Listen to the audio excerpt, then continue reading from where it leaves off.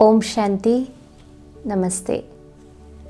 राजयोग शिविर के प्रथम सत्र में आप सबका हार्दिक स्वागत है। ये सत्र शुरू करने से पहले हम 1 मिनट के लिए परमात्मा की याद में बैठते हैं और आह्वान करते हैं परमात्मा का कि इस शिविर के द्वारा हमें जीवन में एक सही राह मिले, सही जीवन जीने का तरीका हम सीखें। तो चलिए 1 मिनट के लिए परमात्मा को याद करते हैं। साइलेंस में बैठ जाइए। आत्मदर्शन स्वयं का दर्शन, आत्मदर्शन स्वयं का दर्शन, आत्म ज्योति जगा ले, बुझी हुई जगा कर ज्योति स्वराज्य फिर पाले। आत्मदर्शन। ओम शांति। राजयोग का मूल आधार है स्वयं की पहचान, परमपिता परमात्मा की पहचान। राजयोग जिसे सर्वश्रेष्ठ योग माना गया है। योग माना संबंध, जोड़ या मिलना। जैसे उसके विपरीत हम देखें कि वियोग, वियोग का अर्थ होता है अलग होना, वैसे ही योग का अर्थ होता है मिलना। किसी का संबंध किसी भौतिक चीज़ वस्तुओं में होता है तो उसको कहते हैं भौतिक योग। अगर हमारा संबंध लौकिक संबंधियों के साथ होता है तो उसको कहते हैं लौकिक योग। अगर हम इष्ट को याद करते हैं तो उस समय हमारा होता है अलौकिक योग। परंतु जब आत्मा और परमात्मा का मिलन होता है, जब आत्मा परमात्मा को याद करती है तो उसको कहते हैं राजयोग। लेकिन ये योग तभी संभव है जब आत्मा का और परमात्मा का सही और संपूर्ण परिचय हमें हो।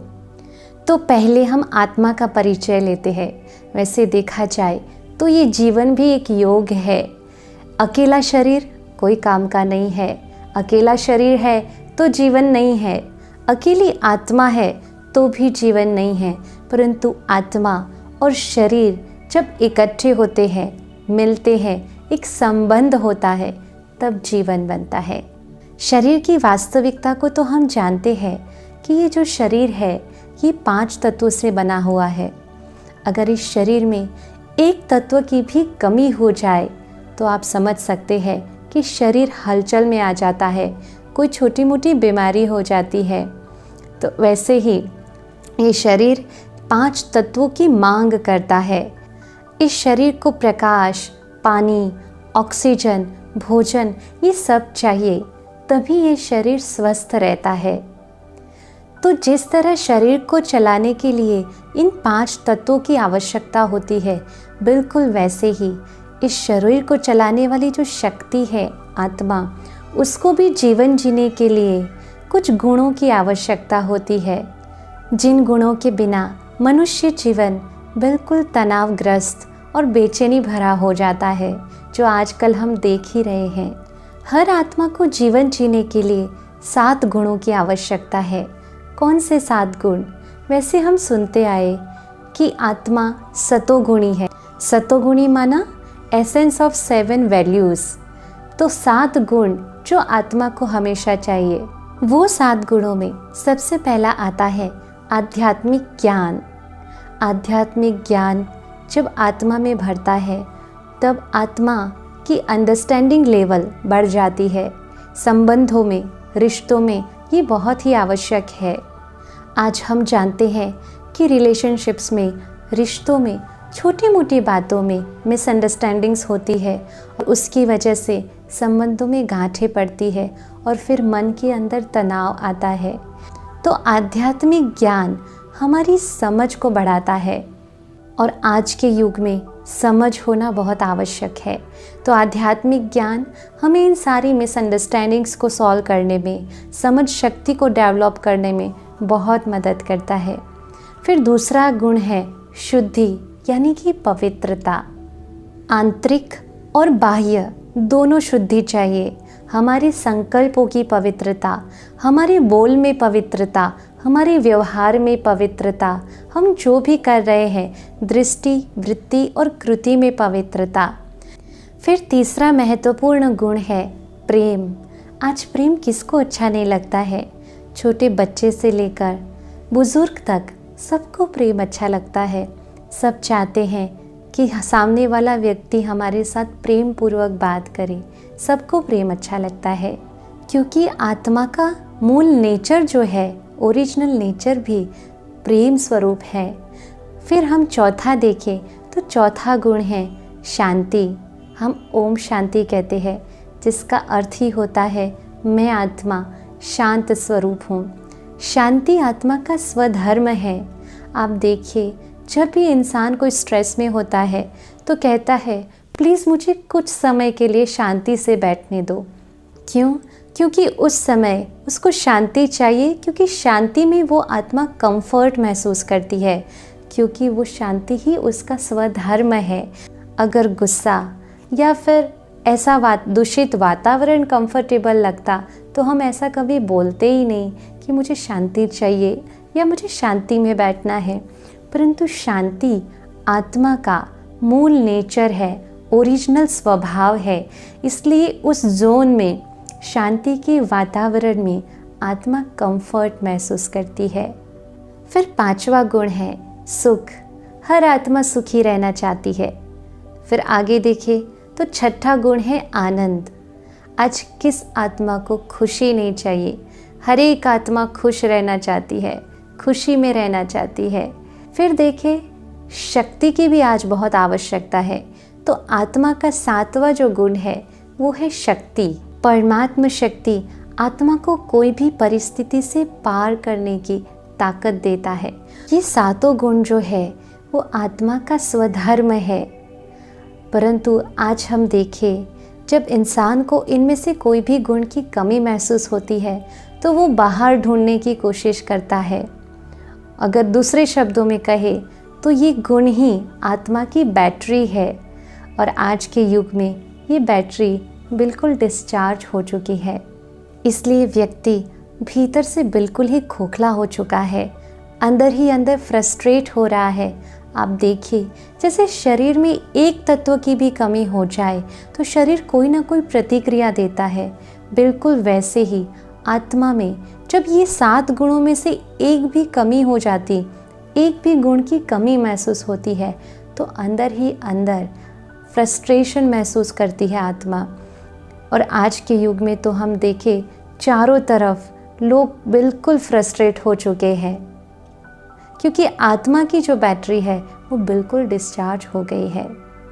इस बैटरी को चार्ज करने के लिए क्या तरीका अपनाया जाए? मनुष्य ने इस बैटरी को चार्ज करने के लिए विभिन्न तरीके अपनाए हैं। सबसे पहला तरीका तो अपनाया कि एक्सपेक्टेशंस रखी। संबंधों में, रिश्तों में एक्सपेक्टेशंस रखना शुरू कर दिया। सोचा ये मुझे प्यार देगा, ये मुझे शांति देगा, ये मुझे सुख देगा, ये मेरे साथ रिस्पेक्ट से बात करेगा। ऐसे एक्सपेक्टेशंस रखना हमने शुरू कर दिया। लेकिन आप सोचिए, जब मेरी बैटरी डिस्चार्ज है तो सामने वाले की भी बैटरी डिस्चार्ज ही है। एक डिस्चार्ज बैटरी को कैसे चार्ज कर सकती है? तो ये तरीका भी फेल हो गया। चाहे व्यक्ति के पास सब कुछ हो, सारी भौतिक सुख सुविधा हो, परंतु अगर मन की सुख और शांति नहीं है तो क्या है? कुछ भी नहीं है। और देहधारियों से जो ऑलरेडी जिनकी बैटरी डिस्चार्ज है, उनसे हमें क्या मिलने वाला है? उनसे अपेक्षा अगर हम रखेंगे भी तो एक डिस्चार्ज बैटरी हमें चार्ज कैसे कर सकती है? परंतु दुनिया का ये अनादि सिद्धांत रहा है कि जो हम देंगे वही हमें मिलेगा। इस चीज़ को हमें स्मृति में रखना है। एक कहानी आपको सुनाती हूँ। एक बार की बात है, एक दूध वाला था। वो रोज़ दूध से मक्खन निकालकर शहर जाता और वो मक्खन एक दुकानदार को बेचता था। उसके सामने वो कुछ चीनी, चाय पत्ती या किराने का कुछ सामान खरीदता था। ऐसे रोज़ चलता था। एक दिन दुकानदार ने चेक किया कि ये जो मक्खन के पैकेट्स लाता है उसका मैं वज़न तो चेक करूं। तो उसने देखा कि 1 किलो की जगह 900 यानी कि 900 ग्राम दिखा रहा था। सारे पैकेट्स का वज़न जब उसने चेक किया तो सबके 900 ग्राम का वज़न उसने पाया। तो जब दूसरे दिन वो दूध वाला आया तो व्यापारी ने पूछा, दुकानदार ने पूछा कि ये तुम क्या कर रहे हो, तुम मेरे साथ चीटिंग कर रहे हो, 1 किलो की जगह 900 ग्राम का पैकेट मुझे दे रहे हो, ऐसे धोखेबाज मुझे नहीं चाहिए।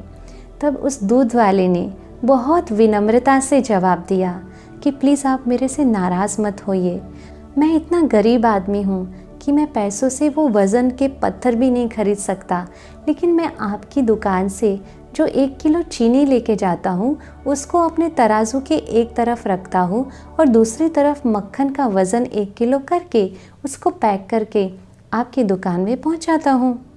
दुकानदार की आंखें जो है वो शर्म से झुक गई। वो समझ गया कि एक्चुअली चीटिंग तो वो कर रहा था ना, तो वो जो दे रहा था वही उसको वापस मिल रहा था। तो अगर मुझे प्रेम चाहिए तो पहले मुझे प्रेम देना होगा। अगर मुझे शांति चाहिए तो मुझे शांति देनी होगी। अगर मुझे सुख चाहिए तो मुझे वो चीज़ें देनी होगी, तभी वो मुझे मिलेगा। ये कहा जाता है कि what ever you give you will get. जो हम देंगे वही हमें वापस मिलेगा। तो हमें देना होगा अगर हमें चाहिए। तो एक बात पक्की करें कि अपेक्षा रखने से प्राप्त नहीं होता, देने से हमेशा प्राप्ति होती है। तो इसलिए जब अपेक्षा रखने से कुछ प्राप्त नहीं हुआ तो मनुष्य ने सोचा दूसरा तरीका, भगवान के पास जाकर मांगने लगे, हे भगवान हमें सुख दो, हे भगवान हमें शांति दो, हम आपके चरणों की धूल है, आपके प्रेम के प्यासे हैं, तू प्यार का सागर है, तेरी एक बूंद के हम प्यासे हैं, निर्बल को शक्ति दो, शक्तिहीन को ताकत दो। ऐसे हम भगवान के सामने खड़े होकर मांगने लगे, परंतु मांगने से भी नहीं मिला। कहा जाता है बिन मांगे मोती मिले, मांगत मिले न भीख। और तब व्यक्ति को जब नहीं मिला तो और ही फ्रस्ट्रेशन में आने लगा, क्योंकि पहला तरीका एक्सपेक्टेशन से नहीं मिला, कर्म करने से नहीं मिला, भगवान से मांगने लगे फिर भी नहीं मिला। तो फिर उसने और एक तरीका अपनाया, सोचा इससे तो अच्छा मर जाना ही अच्छा है। सुसाइड केस आज हम देखते हैं कितने सारे बन रहे हैं, अपने जीवन को ही ख़त्म करने लगे सब। एक बार एक ह्यूमन बॉम्ब डिफ्यूज़ हो गया था, लोगों ने उसको पकड़ लिया और उसको पूछा कि why you wanted to die, क्यों तुम मरना चाहते हो, and why you wanted to kill so many people, इतने सारे लोगों को मार कर तुम्हें क्या मिलेगा। तो पता है उसने क्या जवाब दिया, उसने कहा कि आज तक, बचपन से लेकर आज तक मेरे साथ किसी ने प्रेम पूर्वक व्यवहार नहीं किया, मुझे किसी ने प्यार से नहीं बुलाया, ऐसा जीवन जीकर मैं क्या करूँगा, इससे अच्छा तो मर जाना ही अच्छा है। तो जब इंसान को सुख, शांति, प्रेम, आनंद नहीं मिलता है तो वो अपने जीवन का भी अंत करने के लिए तैयार हो जाते हैं। और फिर अगर उनको पूछे क्या जीवन का अंत करने से ये प्राप्त हो जाएगा, तो कहते हैं और क्या करें। तो फिर एक और तरीका निकाला, दूसरों को मारो, यही दुख अशांति की जड़ है, उनको ख़त्म कर दो। पर क्या दूसरों को मारने से, दूसरों को ख़त्म करने से क्या सुख शांति प्राप्त हो जाएगी? नहीं ना, नहीं हो सकती है। वास्तव में ये जो 7 गुण है वो हमें जीवन में क्यों चाहिए? क्योंकि ये 7 गुणों का हमारे फिज़िकल हेल्थ पर भी बहुत बड़ा असर होता है, हमारे स्वास्थ्य पर असर होता है। इन 7 गुणों का हमारे शरीर की अलग अलग सिस्टम्स के साथ एक गहरा संबंध है। तो हम देखें कि शांति क्यों चाहिए? क्योंकि उससे हमारी रेस्पिरेटरी सिस्टम जो है वो नॉर्मल रहती है, ठीक रहती है। आप देखिए आज रेस्पिरेटरी सिस्टम को ठीक करने के लिए प्राणायाम करना पड़ता है। आप देखिए जब आप ठीक होते हैं, बिल्कुल शांत बैठे होते हैं, तो आपका ब्रीदिंग एकदम नॉर्मल, एकदम अच्छा चल रहा होता है। फिर जब आप टेंशन में आ जाए, मन अशांत हो जाए, तो ब्रीदिंग फास्ट हो जाती है। तो शांति हमारे रेस्पिरेटरी सिस्टम को भी बैलेंस रखती है। आध्यात्मिक ज्ञान क्यों चाहिए? क्योंकि आध्यात्मिक ज्ञान हमारी नर्वस सिस्टम के साथ जुड़ा हुआ है, क्योंकि नर्वस सिस्टम जो होता है वो पूरे शरीर में मैसेजेस पास करता है। तो ज्ञान तो बहुत आवश्यक है जो हमारी चेता तंत्र के साथ जुड़ा हुआ है। मनुष्य जीवन में सुख क्यों चाहिए? सुख का सीधा हमारे पेट के साथ संबंध है। आप देखिए, जब आप भोजन के लिए बैठे हैं, सामने बहुत सारा अच्छा भोजन पड़ा हुआ है और आप उसको खा रहे हैं, एक ऐसा फ़ोन कॉल आ जाए दुखद घटना का, दुखद न्यूज़ वाला, तो क्या आप वो भोजन स्वीकार कर पाएंगे? नहीं ना, नहीं कर पाएंगे। अगर फिर भी खा भी लिया तो भी पेट के अंदर बेचैनी होने लगेगी, एसिड हो जाएगा, गैस हो जाएगा। तो सुख का हमारे पूरे डाइजेस्टिव सिस्टम के साथ एक गहरा संबंध है। अच्छा, प्रेम क्यों चाहिए? क्योंकि प्रेम का संबंध हमारे हृदय से है, जिससे पूरी सर्कुलेटरी सिस्टम चलती है। तो प्रेम सर्कुलेटरी सिस्टम को बैलेंस करता है। आज आप देखिए, हार्ट अटैक के केसेस कितने ज़्यादा बढ़ रहे हैं पूरी दुनिया में। जहाँ पर अपेक्षा नहीं होती वहाँ धोखा मिल जाता है, वहाँ कोई हमारे साथ चीटिंग कर लेता है, तो वैसे समय पर यहाँ पे स्पाज़म हो जाता और फिर ब्लॉकेज होना शुरू हो जाता है। और फिर ऐसे पेशेंट्स को डॉक्टर्स जो होते हैं वो रिलेटिव्स को कहते हैं कि आप इसको प्यार से बात करो, इसको कोई स्ट्रेस नहीं दो, जितना प्यार दोगे उतना जल्दी ही वो ठीक हो जाएगा। फिर पवित्रता यानी कि शुद्धि, ये इसलिए चाहिए क्योंकि इसी से हमारी पूरी कर्मेंद्रियाँ चलती है। आज इन्हीं कर्मेंद्रियों के अंदर इम्प्योरिटीज़ आ गई है, जैसे कि आँखों में इम्प्योरिटीज़ है, कुछ गलत देखने की आदत है तो आँखें खराब हो जाती। ये सारी इम्प्योरिटीज़ को दूर करता है पवित्रता। उसी तरह शक्ति का संबंध है हमारे मसल्स के साथ। अगर व्यक्ति रोज़ एक्सरसाइज करता हो परंतु किसी दिन किसी वजह से वो नहीं कर पाया और उसका विल पावर कम हो जाता है, तो छोटी सी छोटी बात को भी फेस करने की ताकत, शक्ति उस आत्मा में नहीं रहती है। इसलिए परमात्मा शक्ति की भी आवश्यकता है। इसी तरह से आनंद का हमारे हार्मोनल सिस्टम पर बहुत बड़ा प्रभाव पड़ता है। आज जब जीवन में उमंग, उत्साह या आनंद कम हो जाता है तो हमारी जो हार्मोनल सिस्टम है वो इम्बैलेंस हो जाती है। सबसे बड़ी तो विडंबना की बात आज के युग में ये है कि जब इंसान को घर के अंदर खुशी नहीं मिलती, घर के अंदर खुशी से नहीं रह पाता है, तो वो बाहर जाकर लाफ्टर क्लब ज्वाइन कर लेता। ऐसे इंसान के साथ जिनको वो जानता तक नहीं है, उनके साथ बैठकर हंसता है। ये कितनी बड़ी करुणता की बात है। तो ये सातों गुणों का कनेक्शन जो है वो हमारी फिज़िकल हेल्थ के साथ भी है। इसलिए आज आप देखिए कितनी सारी बीमारियां बाहर निकली है। क्यों? क्योंकि कारण है ये सातों गुणों से बैटरी डिस्चार्ज हो चुकी है। अच्छा, जैसे शरीर को चलाने के लिए 5 तत्वों की ज़रूरत पड़ती है और ये 5 तत्वों को लेने के लिए शरीर के पास पंचेंद्रियां हैं, बिल्कुल वैसे ही आत्मा को 7 गुणों की आवश्यकता होती है आत्मा की बैटरी चार्ज करने के लिए। और उसके लिए आत्मा के पास भी इनबिल्ट सिस्टम है। तो उसमें आत्मा की 3 मुख्य सूक्ष्म शक्तियाँ हैं। पहली मन, दूसरी बुद्धि और तीसरी संस्कार।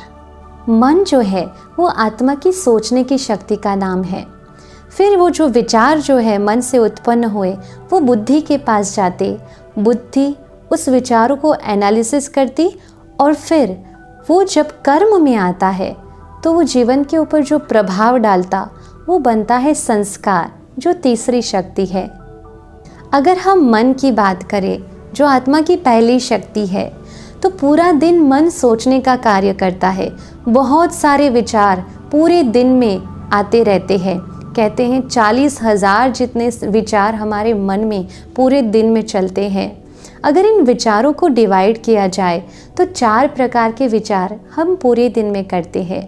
सबसे पहला है सकारात्मक विचार, जिसके अंदर कोई स्वार्थ भावना नहीं होती है, सबके लिए शुभ भावना होती है।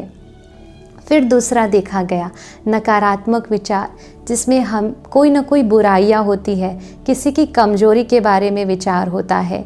फिर तीसरा होता है आवश्यक विचार, आज मुझे यहाँ जाना है, आज मुझे इससे मिलना है, आज मुझे ये कार्य करना है, ये होते हैं आवश्यक विचार। और चौथे होते हैं वेस्ट विचार, जिसमें बिल्कुल फालतू विचार हम करते हैं, जैसे कि पास्ट की कोई बात को याद कर लिया, ऐसा होता तो अच्छा होता, ये बोला होता तो अच्छा होता, उसने मेरे साथ ऐसा क्यों किया। तो ये सारे जो विचार हैं वो सारे हैं वेस्ट थॉट्स, यानी कि व्यर्थ विचार। अगर हम चेक करें कि हम सारा दिन कौन से विचार ज़्यादा करते हैं, आप चेक कीजिए कौन से विचार आप ज़्यादा करते हैं, waste thoughts and negative thoughts. आज इन दोनों प्रकार के विचारों की जो गति है वो ज़्यादा बढ़ गई है। सकारात्मक विचार तो बहुत कम करते हैं आजकल, पर कहा गया है as you think as you become, जैसा हम सोचेंगे वैसा ही हम बन जाएंगे। अगर चिंतन की क्वालिटी ही नेगेटिव और वेस्ट है तो आप सोचिए कि जीवन की क्वालिटी कैसी बन जाएगी। सिंपल लॉजिक है। इतना ही नहीं, आजकल हम जब भगवान को याद करते हैं तो भी स्वार्थ से याद करते हैं। भगवान को कहते हैं हे भगवान मेरा इतना काम कर देना, मैं 2 नारियल आपको चढ़ा दूंगा। तो ये तो जैसे बिजनेस डील हो गई भगवान के साथ भी। और कभी कभी तो हम भाव बढ़ा भी देते हैं, कहते हैं अगर भगवान ये काम कर लिया तो मैं आपको 101 रुपया चढ़ा दूंगा। इतना ही नहीं, हम कई बार और भाव बढ़ाकर 501 चढ़ा देंगे, हम इतनी चद्दर चढ़ा देंगे, इतनी कैंडल्स चढ़ा देंगे। हम भगवान के साथ डील करते हैं। तो सोचिए, जब हम भगवान के साथ भी एक सकारात्मक फीलिंग के साथ बात नहीं करते, संबंध नहीं जुड़ते, तो एक मनुष्य के साथ कैसे हम कोई अपेक्षा रख सकते हैं। अगर मुझे अपनी बैटरी को चार्ज करना है इन 7 गुणों से, तो सबसे पहले मुझे अपनी चिंतन की क्वालिटी को चेक करना होगा और वैसी चिंतन की क्वालिटी बनानी होगी। जितना हम पॉजिटिव चिंतन करेंगे उतनी आत्मा की बैटरी चार्ज होती जाएगी। लेकिन पॉजिटिव सोचे तो कैसे सोचे? अवेयरनेस है, सबको अवेयरनेस है कि पॉजिटिव सोचना चाहिए। आज घर में देखे तो छोटे से छोटा बच्चा भी मम्मी पापा को झगड़ा करता देख कहता है आप क्यों नेगेटिव सोचते हो, आप क्यों नेगेटिव बोलते हो, पॉजिटिव सोचो ना। मतलब छोटे बच्चों को भी पता चलता है कि पॉजिटिव सोचना चाहिए। आज हम एक दूसरे को सलाह देने में भी माहिर है। जब किसी को कोई परिस्थिति आती है तो हम कहते हैं आप पॉजिटिव सोचिए, नेगेटिव नहीं सोचिए। और जब हमारे ऊपर कोई परिस्थिति आती और हम नेगेटिव सोचते और जब वो इंसान हमें सलाह देता है कि आप पॉजिटिव सोचिए ना, तो हम कहते हैं मेरी बात अलग है, तुम्हारी बात अलग थी, तुम्हारे केस में ये कहना ज़रूरी था, मैं अपनी जगह ठीक हूँ, मैं वास्तविक रूप से ठीक सोच रहा हूँ। क्यों हम ऐसा कहते हैं? क्योंकि सही सोचने का तरीका कि पॉजिटिव कैसे सोचे यही हमें मालूम नहीं है। विचारों में ऐसी शक्ति है कि जैसा हम सोचेंगे वैसी फीलिंग्स हमारे अंदर जनरेट होना शुरू हो जाएगी। जैसा हम बार बार सोचेंगे वो चीज़ साकार होना शुरू हो जाएगी, हकीकत बनना शुरू हो जाएगी। विचार एक बीज की तरह है, जो बीज बोएंगे वैसा ही हमें फल मिलना शुरू हो जाएगा। तो बहुत अटेंशन रखना है यहाँ। इसलिए कहा जाता है कि सकारात्मक चिंतन से आत्मा के अंदर शक्ति का संचार होता है और नकारात्मक चिंतन से आत्मा की शक्ति क्षीण होती है। हाँ, ये कोई ओवरनाइट प्रोसेस नहीं है कि आज हमने सुना कि पॉजिटिव सोचना चाहिए और कल से शुरू हो जाएगा। नहीं, इसके लिए अभ्यास चाहिए, प्रैक्टिस करते रहना है और विचारों में परिवर्तन लाने के लिए वैसा ही इनपुट हमारे अंदर डालना है जो बहुत ही इम्पॉर्टेंट है। अच्छा, फिर हर विचार जो है वो बुद्धि के पास जाते हैं। बुद्धि उन विचारों को विजुलाइज करती है, उसको एनालाइज करने की कोशिश करती है, समझने की कोशिश करती है।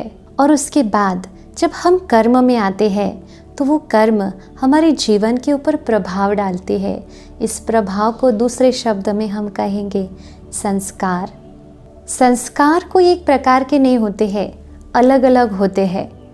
हर आत्मा अलग अलग संस्कार की होती है, परंतु मुख्य 5 प्रकार के संस्कार देखे गए हैं। पहला, ओरिजिनल संस्कार। जब आत्मा अपने घर से, ऊपर से, परमात्मा के धाम से नीचे आती है, तब ओरिजिनल संस्कार लेकर आती है। दूसरे प्रकार के संस्कार है पूर्व जन्म के संस्कार। आप देखिए, कई बार छोटे छोटे बच्चे, 3 साल के बच्चे, 4 साल के बच्चे शास्त्रों के श्लोक ऐसे बोलते हैं जैसे पंडित हो। तब कहा जाता है कि उसके पूर्व जन्म के संस्कारों का उदय हुआ है। तो दूसरे होते हैं पूर्व जन्मों के संस्कार। फिर तीसरे हैं खानदानी संस्कार, जो माता पिता से, ग्रैंड पेरेंट्स से घर में मिलते हैं। चौथे प्रकार के संस्कार हैं वातावरण से, संग के रंग के संस्कार। जैसे संग में उठती बैठती है आत्मा, जैसे लोगों के साथ उठती बैठती है, उस वातावरण का उस आत्मा के ऊपर जो प्रभाव पड़ता और संस्कार बनता, वो संस्कार हम देखते हैं कि अच्छे घर के बच्चे स्कूल कॉलेज में जाते या हॉस्टल में रहते, और अगर कोई बुरी संगत के साथ वो रहते हैं तो अच्छे घर के होने के बावजूद भी वो बुरे काम करने लग पड़ते हैं। और फिर माँ बाप जब बच्चों को समझाते हैं कि ऐसी संगत मत करो, छोड़ दो ऐसी संगत, तो बच्चे माँ बाप को छोड़ने के लिए तैयार हो जाते, पर वो संग छोड़ने के लिए तैयार नहीं होते। तो ये होते हैं संग के रंग से जो प्रभाव पड़ता है वो संस्कार। 5वें संस्कार है आत्मा के, वो है दृढ़ता के संस्कार। एक बार व्यक्ति दृढ़ता से कुछ ठान ले कि मुझे ये करना ही है, तो कोई उसको हिला नहीं सकता है। अगर हम अपने व्यक्तित्व को बदलना चाहते हैं तो वो कैसे बदलेंगे? इंसान का व्यक्तित्व जो है वो एक बर्फ़ की शिला की तरह है, जो 90% नीचे और उसका 10% ऊपर की ओर है, और बीच में है आत्मा। पर उसके ऊपर वो 4 प्रकार के संस्कार हावी है, बुराइयों के, खानदानी, पूर्व जन्म के संस्कार, संग के रंग वाले संस्कार, ये सारे संस्कार उसके ऊपर हावी है। और जब ये चारों प्रकार के संस्कार हावी होते हैं तो आत्मा की क्षमता होते हुए भी वो संकुचित हो जाती है, कुछ कर नहीं पाती, उसकी शक्तियाँ भी सीमित हो जाती है। लेकिन जैसे कहा गया है कि लोहे से लोहे को काट सकते हैं, वैसे ही संस्कारों को भी संस्कार से काटा जाए। तो क्या करेंगे? दृढ़ता वाले संस्कार को हमारे अंदर जब जागृत करते हैं, वो 5वें संस्कार, दृढ़ता के संस्कार को जब आत्मा जागृत करती है तो ये चारों संस्कार निष्क्रिय हो जाते हैं। और जब आत्मा की शक्ति फिर जागृत होती है, बाहर निकलती है, तब आध्यात्मिक ज्ञान बहुत मददरूप होता है, जो हमें सही दिशा, सही राह दिखाने के लिए मदद करता है। और अगर आध्यात्मिक ज्ञान की कमी है तो इंसान फिर हिटलर या टेररिस्ट जैसा भी बन जाता है। आप देखो, इन दोनों में भी दृढ़ता की शक्ति तो होती है, परंतु समझ शक्ति का अभाव है। इसलिए आध्यात्मिक ज्ञान ऐसे समय पर बहुत मदद करता है, और हम इससे अपने व्यक्तित्व को भी बदल सकते हैं। तो चलिए अब देखते हैं कि आत्मा का निवास स्थान इस शरीर में कहाँ पर है, कहाँ निवास करती है आत्मा। क्योंकि ये शरीर तो सिर्फ एक साधन है, ये शरीर तो एक गाड़ी है। आत्मा शक्ति जो है वो इस शरीर को चलाने वाली है। क्योंकि जब हम कहते हैं कि ये मेरा शरीर है, मैं शरीर नहीं कहते, ये मेरा हाथ है, मैं हाथ नहीं कहते, तो ये मैं कहने वाली जो शक्ति है उसका निवास स्थान कहाँ हो सकता है? जैसे हम देखें कि हाथ में चाकू पकड़ा है, उस चाकू को नहीं पता है कि उसको सब्जी काटनी है या किसी को मारना है ना? उसको चलाने वाला कोई और है। बिल्कुल वैसे उस चाकू को जिसने पकड़ा है, ये हाथ भी एक साधन है। इसको नहीं पता है कि इसको यहाँ ले जाना है, यहाँ ले जाना है। नो, इसको चलाने वाली जो शक्ति है वो डिसाइड करती है कि मुझे इस कर्मेंद्रिय को कैसे यूज़ करना है। तो इसका निवास स्थान कहाँ है? तो आत्मा की निवास स्थान को लेकर के बहुत सारी मतें देखी है। कोई कहता है यह आत्मा हृदय में है, परंतु हृदय के ट्रांसप्लांट होते हैं ना, हार्ट के ट्रांसप्लांट्स होते हैं, तो इसका मतलब ये कि एक ही आत्मा दूसरे के शरीर में जा सकती है, जो संभव नहीं है। फिर कई लोग कहते हैं आत्मा पूरे शरीर के अंदर भ्रमण करती है। ऐसा कैसे हो सकता है? आप देखिए, जैसे एक मोटर कार होती है तो उसमें ड्राइवर की जगह फिक्स होती है। ड्राइवर को रिवर्स अगर लेना है, गाड़ी पीछे लेनी है, तो वो पीछे नहीं भागता है, वही जगह बैठ करके उस गाड़ी को कंट्रोल करता है। बिल्कुल वैसे ही आत्मा का निवास स्थान भी एक जगह होना चाहिए, पूरे शरीर में नहीं भ्रमण करती है। मेडिकल साइंस ने भी ये प्रूव किया है कि आत्मा का निवास स्थान जो है वो हाइपोथैलेमस और पिट्यूटरी ग्लैंड के मध्य में जो शून्यावकाश है उसके बीच में होती है। इसलिए हम देखते हैं कि जब हम मंदिर में जाते तो तिलक कहाँ करते हैं? यहाँ तिलक किया जाता। ये तो सिर्फ बाहर की सरफेस है, परंतु जब यहाँ तिलक करते हैं तो वो हमें स्मृति दिलाता है कि आप कौन हैं। और हमारी भारतीय संस्कृति में एक बहुत अच्छी प्रथा है कि जब मंदिरों में हम जाते हैं तो चमड़े के जूतों को बाहर छोड़कर अंदर जाने की प्रथा है। लेकिन क्यों चमड़े की चीज़ों को बाहर उतारा गया?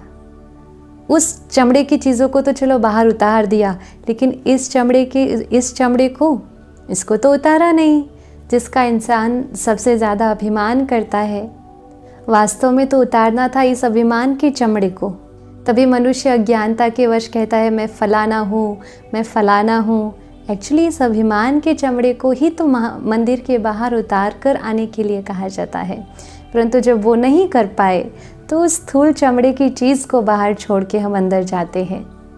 फिर जब हम अंदर जाते हैं तो बहुत सुंदर तरीके से यहाँ पर एक तिलक किया जाता है, जो हमें स्मृति दिलाता है कि तुम शरीर नहीं हो, तुम आत्मा हो जो इस शरीर को सिर्फ चला रही हो।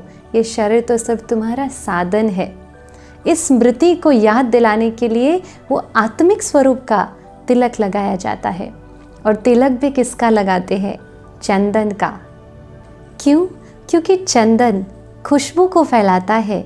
वैसे ही जब आत्मा सतोगुणी स्वरूप में होती है तो अपने गुणों की महक, गुणों की खुशबू पूरे विश्व में फैलाती है। ये हमें स्मृति दिलाता है। अब प्रश्न ये है कि आत्मा आती कहाँ से है? हम कहते हैं ना, जहाँ से हम आए हैं वहीं हमें वापस जाना है। तो कहाँ से आए हैं और कहाँ हमें जाना है? ये संसार तो एक रंगमंच है जिसके ऊपर हम सब आत्माएं अलग अलग पार्ट प्ले करने के लिए आई है। वास्तव में हम सब आत्माओं का जो घर है ये इन 5 तत्वों से पार ऊपर एक छठा तत्व है। वो है हमारा घर, जिसको कहते हैं कई लोग परम धाम, रूहानी घर। तो कोई कहता है सचखंड, लेकिन हम कहेंगे हमारा अपना घर। और यही आत्मा का परमानेंट एड्रेस है, क्योंकि घर ऐसा स्थान है कि चाहे हम कितना भी पूरी दुनिया घूम कर आए हो, पर जब घर आते हैं तो शांति मिलती है। घर जैसी नींद कहीं और बाहर नहीं आ सकती, इसलिए हम एक शब्द यूज़ करते हैं, होम स्वीट होम। तो वो है छठा तत्व, हमारा असली परमानेंट घर। तो हमने आज देखा आत्मा का परिचय, संपूर्ण परिचय। जब व्यक्ति का संपूर्ण परिचय मांगा जाता है तो उसमें 5 बातें पूछी जाती है। 1, उसका नाम। दूसरा, उसका फ़ोटो चाहिए कि वो कैसा दिखता है। तीसरा, उसका क्वालिफ़िकेशन पूछा जाता है। चौथा, उसका ऑक्यूपेशन क्या है। और 5वां, उसका एड्रेस। एड्रेस में भी 2 एड्रेस, एक टेम्पररी एड्रेस जहाँ वो रह रहा है और एक परमानेंट एड्रेस जो उसके गांव का होता है। तो ये 5 बात मुख्य पूछी जाती है। तो हमने आज इन 5 बातों को देखा कि आत्मा का नाम, आत्मा कहते हैं, कोई लोग स्पिरिट कहते हैं, कोई लोग सोल कहते हैं, कोई लोग एनर्जी कहते हैं। फिर उसका स्वरूप, तो उसका स्वरूप है ज्योति बिंदु स्वरूप। उसको इन आँखों से नहीं देखा जा सकता है। It is just a point of light, energy, जो प्रकाश का पुंज है। तीसरा, उसका क्वालिफिकेशन है 7 गुण। चौथा, उसका टेम्पररी एड्रेस है भ्रुकुटी के मध्य में, और परमानेंट एड्रेस है परम धाम, हमारा प्यारा मूल वतन। और लास्ट में 5वां, ऑक्यूपेशन, 7 गुणों के आधार पर अपना जीवन चलाना, ये हमारा ऑक्यूपेशन है। तो ये हुआ आत्मा का संपूर्ण परिचय। चलिए 1 मिनट के लिए हम साइलेंस में बैठते हैं। आज जितना भी सुना उसका मनन चिंतन करेंगे, और हमारी जो 7 गुण है जिससे हमारी आत्मा की बैटरी चार्ज होती है, उन 7 गुणों को अपने अंदर इमर्ज करते हैं और एक स्टेट बनाते हैं कि मैं आत्मा इन 7 गुणों से भरपूर हूँ।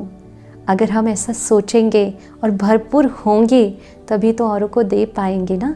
तो चलिए 1 मिनट के लिए एकदम साइलेंस में बैठे और एकदम प्यार से अपने आप को देखने की कोशिश करते हैं, रियलाइज़ करने की कोशिश करते हैं और अपने गुणों को इमर्ज करते हैं।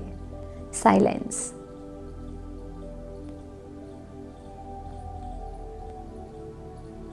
अपने आप को देखने का अभ्यास करें। 2 नेत्रों के बीच भ्रुकुटी के मध्य में मैं पॉइंट ऑफ लाइट हूँ, चमकता हुआ सितारा हूँ।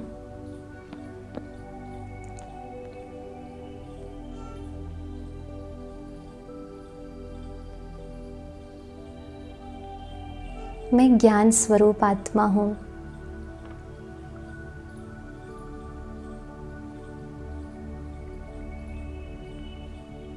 मैं प्रेम स्वरूप आत्मा हूँ।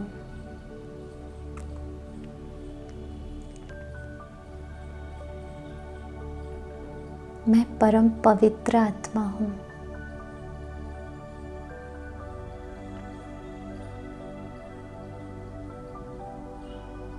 मैं शक्तिशाली आत्मा हूँ।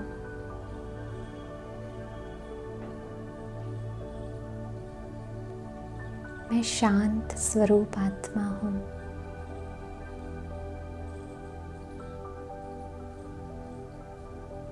मैं आनंद स्वरूप आत्मा हूँ।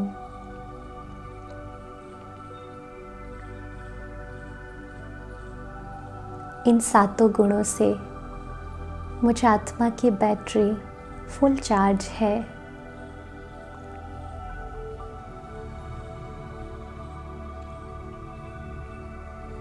मैं सबको प्यार देने वाली, शांति देने वाली, सुख देने वाली भरपूर आत्मा हूँ।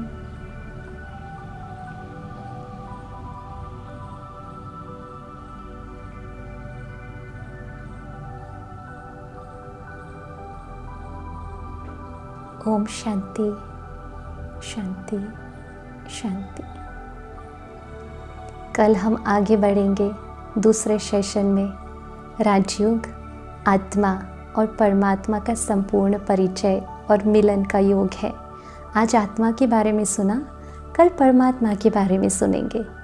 अभी के लिए धन्यवाद। ओम शांति। Thank you so much.